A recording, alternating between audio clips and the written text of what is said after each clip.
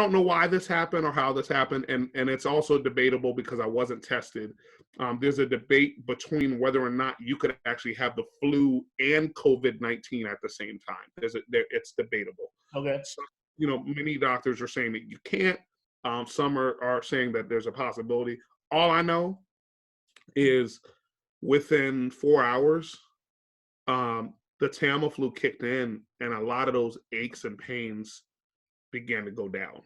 Okay. Really, really. And by that Friday, most of the aches, most of the like throbbing pain had been, had gone down. And then you're kind of going into that next week, like that Saturday, So Sunday. you're in a full week now. Yeah. So we're I'm taking that Tamiflu at a 5-day. I started on Wednesday and I had 5 days, so it was kind of like that next Monday, Tuesday, that I was done with it. Well, lo and behold, I got a call. I think it doesn't matter what day. Yeah, like that next Monday, and I had a friend, two friends call me that I had been around who said, "Hey, I got a positive test." Okay. So then I went ahead and called my doc. Actually, no, I'm sorry. This is probably through the next week. So this is like probably 2 weeks. This is that week of like the 20. I think I went and got the test on the the 24th. Okay. Right. So we're about 10 So days. a couple people from that same party where the 10 people were COVID-19. Actually, no. It was one of my other the soup. The soup friend. Okay. Yeah, soup friend. And so so I went ahead and the next day, actually that Tuesday, I went to Kearney Hospital, which is in Dorchester, which has now converted into a COVID-19 center. Essentially, they're actually only doing COVID-19 in Boston, and you go in, you check in at the ER.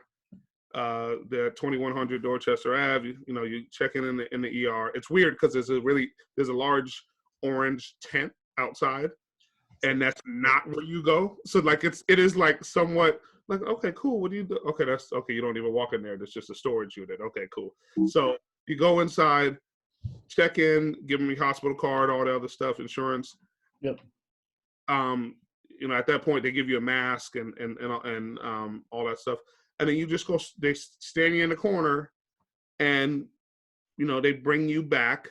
And this whole process took 15, no longer than 20 minutes. It's probably 15 minutes literally in the door and out the door. Now, mind you, when you go in, they sit you in a little room with someone who has PPE on.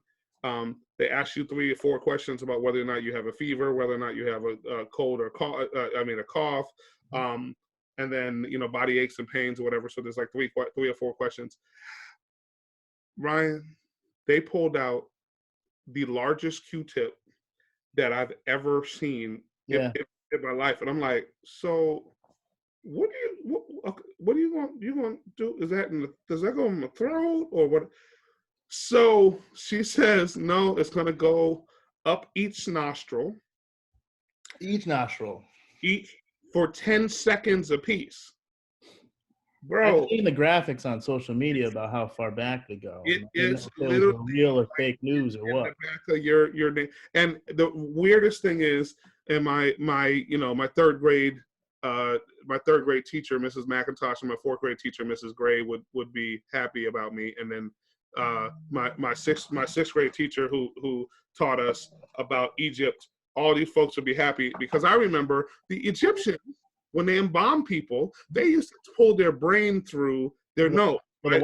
Yeah. And so, so they stick this thing in, have fun with you in there for 10 seconds, and then they do the other side for 10 seconds.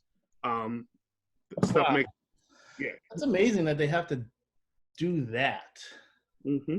Mm-hmm. Um, and I don't know if your pharmaceutical background lets you know. I mean, tells it if you Yeah. know why they have to go. I mean, to Yeah. me, it seems like I could spit if you can get contagious from if you can catch it from somebody's sneeze or their Yeah. saliva, shouldn't it just show up? Like, shouldn't I just be like, test that?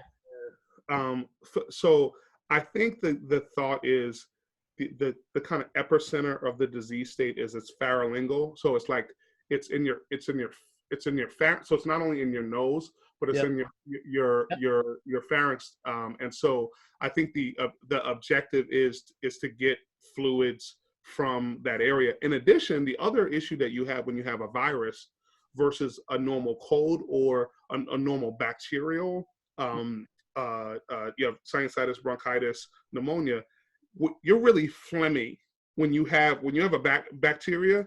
You're spitting up a lot of stuff. Yeah. But the virus piece, the cough is like they call it a non-productive cough. So you're not coughing up stuff. You just have Ah. like a dry cough. So I Yeah. think that's the thought in that space. And so and I want to Stick it down your nose. Sorry to yeah. Yeah, digress. no, that's real. And so, I do want to give a shout out to, the one of the ladies I couldn't find my insurance card, and they called a lady. But I would just say, like, just human kindness. Like, so the person who came down was like, hey, you've been coming here for like 20 years or whatever. We know you, but she was just the nicest person. And you're sitting there in one of, like, potentially a life-threatening situation, Yeah. and just to have somebody like be calm, just Hmm. really nice and warm to you, Yeah. that really made a big difference for That's me. awesome. Yeah. I mean, the bedside manner, even though you're not in a bed, Yeah, that every 99.9% of these medical professionals, not just the nurses and the doctors, but the yeah. woman who's taken your insurance card. Yeah. um, So shout out to Rosani, who is at Carney Hospital, because it was just okay. like one of those. And then so I go home. Well, how do they tell you how long it's going to take? Yeah, they said like 3 to 5 days. So They that's tell you what they're going to call you, or that's Tuesday. Yeah. So they said yeah they said we will call. You don't need to come back. yeah. So we'll call you. So Friday morning, first thing, 9 o'clock in the morning, my doctor's office called, and they said, "Listen, man, we want to let you know you're COVID-19 positive. Yep. You need to stay home for 2 weeks after 2 weeks from Tuesday, which is the April 8th. It's April 8th, April 7th or 8th. And so yeah, it actually really, because I got it's till April 8th. You need to be away from your friends and family. Yep. And so I had basically been doing that anyway. Yeah. So it has been somewhat initially. Excuse me. Excuse me. I was just about to ask you, do you have any lasting effects? Well, That so looks that looks productive though. That the looks lasting productive. effects is the there we go. Is the cough, because it resolves basically with a cough. So I've actually been now in quarantine for 3.5 weeks. Right, so I'm quarantining longer than most. Yeah. Um, Let's just chop it up a bit on that. So, and again, let's just tell everybody out there. I don't know how many people are going to see this. I'm a political consultant. You are the only medical background you have is a pharmaceutical rep, yeah, and now you're in medical marijuana. But yep, neither of us are experts, no, right? So what no, Tito says about whatever is just coming from his own personal knowledge. And but the positive test comes and they say you have to, and at that point, I don't, these words, you're not as sick as you were before. no, And so now you're coming off of the symptoms of COVID. and they say you need to quarantine yourself for 14 days from the time you took the test, from the time the test came back positive, or from the time you first felt sick, or what was it? 14 days from the time that I took the test. Okay. And then they said, call us. And then there's another, essentially, couple questions. Yeah. Because I don't think, I think a lot of people are thinking, hey, you go back in for another test. I don't believe that that's going to be the case because there's not enough testing out there. Yeah. So at this point, they basically said there's another questionnaire that we have to ask you. They make you hold your breath over the phone? Nope. Okay. Nope. But they may this time when you call them back. They may. And I would say I had some, the issues that I had with breathing was really, you could feel the inflammation in your lungs. Like it felt like there was like moving through your lungs. And I would also say I'm really blessed, right? Because the case, I got to stay home for this whole time. Yeah. There's a lot of folks that I know that have, ended up in the hospital, some on ventilators, some with pneumonia.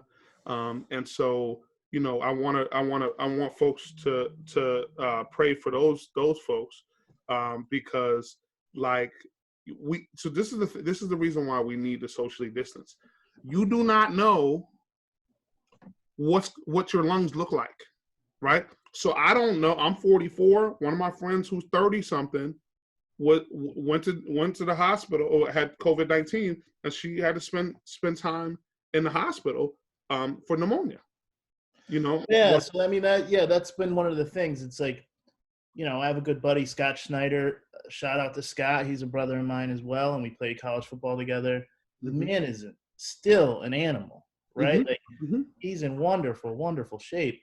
Yeah. And he was in the hospital, and he's 2 or 3 years younger than me, so he's younger than you. And if I had, no offense, Tito, but if I had to put you guys up side by side, more?